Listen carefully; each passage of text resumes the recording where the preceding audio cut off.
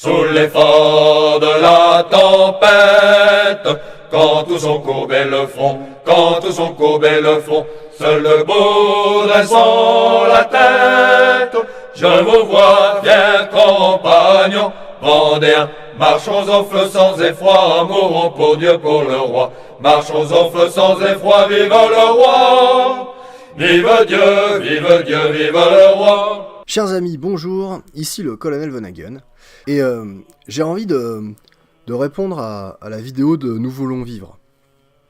Alors, je voulais le faire un peu avant, mais j'ai eu des problèmes de micro, donc là j'ai acheté un nouveau micro. Alors j'espère que ça va vous faire plaisir d'avoir un son un peu moins pourrave que ce que je pouvais avoir précédemment. Et donc sans plus attendre, je vais répondre à la question, enfin aux questions de Nous voulons vivre. Alors que je salue, hein, j'aime beaucoup ce qu'il fait, puis en plus c'est d'une très belle qualité, je voudrais bien des cours. Voilà. Donc, alors, les royalistes sont-ils finalement, ou les Français en fait, ne sont-ils pas trop royalistes, et les royalistes ne sont-ils pas trop attentistes ? Les Français ont ce réflexe de se tourner vers le chef, et nous dit-on, les Américains, eux, par exemple, se prennent en main. Alors, dans un premier temps, je voudrais ajouter une petite remarque quant aux Américains, c'est que c'est une jeune construction, hein, les Américains. Ils sont pionniers, ils ont l'esprit pionnier. Ils sont, quelque part, ils sont encore conquérants. Hein. C'est assez évident ce que je viens de dire. Mais, par ailleurs, on peut voir que la vieille Europe, hein, comme on dit, elle a sa vieille construction, sa vieille habitude, ses vieilles certitudes, etc.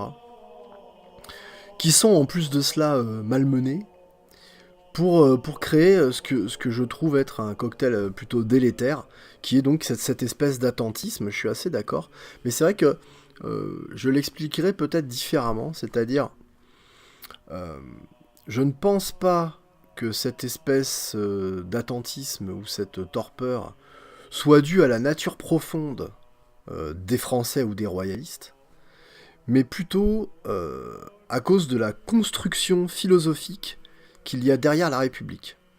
Et si j'avais enregistré cette réponse ne serait-ce que quelques jours avant, je n'aurais pas formulé cela ainsi. Mais je pense que la construction philosophique qu'il y a derrière la République est un soporifique d'une rare puissance et d'une très très rare dangerosité. Hein, c'est absolument létal. Ça a justement, je pense, tué la valeur de l'action, et ça a mis en avant la valeur de l'idée. Donc du cérébral, de l'attentisme, etc., du côté spectateur. Hein. C'est quelque chose que j'ai essayé de traiter dans certaines émissions. C'est arrêtons d'être des spectateurs, devenons des acteurs. Voilà. Donc moi, déjà, je trouve ça vraiment super qu'on ait ce genre de dialogue. Alors j'ai écouté très rapidement la deuxième émission que tu as fait, Nous voulons vivre. Mais je l'ai un peu écouté rapidement, c'est pas bien, je suis désolé. Donc du coup, finalement, je te réponds un petit peu. Voilà. À un moment donné, également, tu dis donc que le réflexe spirituel, en fait, les Français sont restés des idéalistes. Hein, ils sont des égalitaristes postmodernes. Moi je dirais que ce sont des hérétiques, hein, et en très rapide, ce sont des hérétiques baignés dans l'idéologie lumineuse, hein, qui nous est venue aux alentours du 17-18e siècle, et les gens ont embrassé largement cette idéologie et cette façon de vivre, qui est de jouir sans conscience, de jouir sans conséquence, voilà. Je sais pas si on peut... Déjà, en fait, je pense, que les Français ne sont pas assez royalistes, dans le sens où on a détruit l'esprit profond, la philosophie profonde qu'il y a derrière, qui soutient la royauté. Et je parle bien de royauté et non pas de monarchie.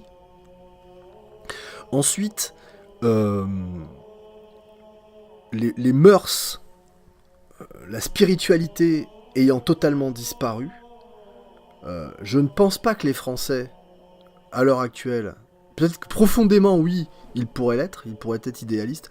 Moi, ce que je pense, c'est qu'ils sont devenus profondément matérialistes, profondément consuméristes, détachés de tout bien commun, etc. On a transformé nos pauvres, nos frères, on les a transformés en des machines, finalement. Et les gens comme vous et moi, qui essayons de remettre de la spiritualité, remettre Dieu dans le cœur des hommes, si j'ose dire. Voilà, nous sommes certainement des gens finalement assez rares, et nous avons une mission qui est bien plus grande que nous, qui est de faire comprendre à nos amis, finalement, que nous ne sommes pas leurs ennemis, et deux, que nous voulons leur bien et que c'est pour le salut. Croyant ou pas, d'ailleurs. Moi, effectivement, je suis croyant, mais je pense que quelqu'un qui n'est pas croyant peut bien comprendre qu'il peut avoir en face de lui des gens qui veulent son bien, et que le bien commun existe. Et voilà. Donc effectivement, pour conclure, j'aime bien aussi ce que tu dis, ce sont les personnes qui font l'histoire et pas les systèmes.